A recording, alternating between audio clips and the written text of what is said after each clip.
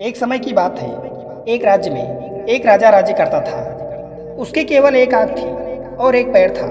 इन कमजोरियों के बाद भी वह एक कुशल, दयालु और महान शासक था। उसके शासनकाल में प्रजा बहुत ही खुशहाल और समृद्ध थी। एक दिन राजा अपने महल में टहल रहा था। तभी अचानक उसकी नज़र गलियारों की दीवारों पर लगी चित्रों पर पड़ती है। वे चित्र उसके पूर्वजों के थे।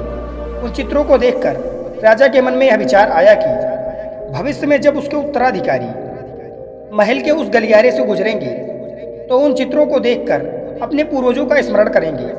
राजा का चित्र अब तक उस दीवार पर नहीं लगा था। अपनी शारीरिक क्षमताओं के कारण वह नहीं जानता था कि उसका चित्र कैसा दिखेगा, लेकिन उस दिन उसने सोचा कि उसे भी अपना चित्र उस दीवार पर लगवाना चाहिए। अगले दिन उसने अपने राज्य के सभी श्रेष्ठ चित्रकारों को अपने महल में आमंत्रित किया। दरबार में उसने घोषणा की कि वह महल में लगवाने के लिए अपना एक सुंदर चित्र बनवाना चाहता है। जो उसका सुंदर चित्र बना सकता है वह चित्रकार आगे आए। चित्र जैसा बनेगा वैसा ही उस चित्रकार को इनाम दिया जाएगा।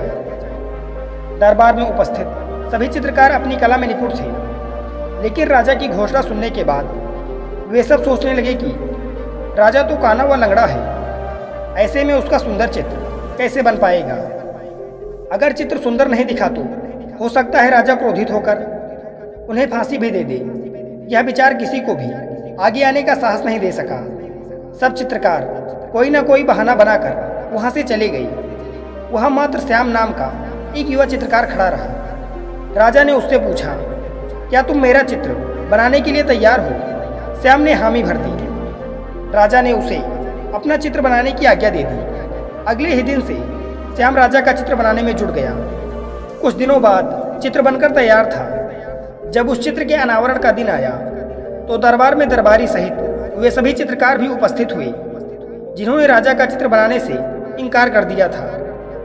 सभी उत्सुकता से चित्र के अनावरण की प्रतीक्षा कर रहे थे। जब चित्र का अनावरण हुआ तो राजा सहित सभी के मुंह खुले के खुले रह गए।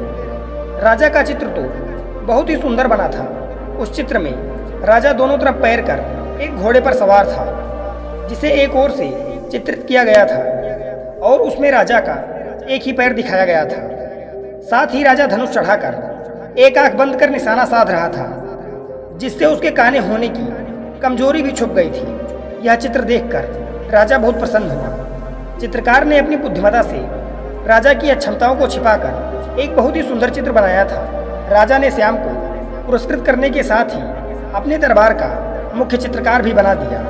दोस्तों, जीवन में हमें अगर आगे बढ़ना है तो सदा सकारात्मक सोच रखनी चाहिए। जीवन में परिस्थितियां हमारी सोच पर निर्भर करती हैं। विषम परिस्थितियों में भी सकारात्मक दिशा में सोचने से बड़ी से बड़ी समस्याओं का समाधान आसानी से हो सकता है। इसीलिए हमें सदा सकारात्मक सोच रखनी चाहिए। धन्यवाद।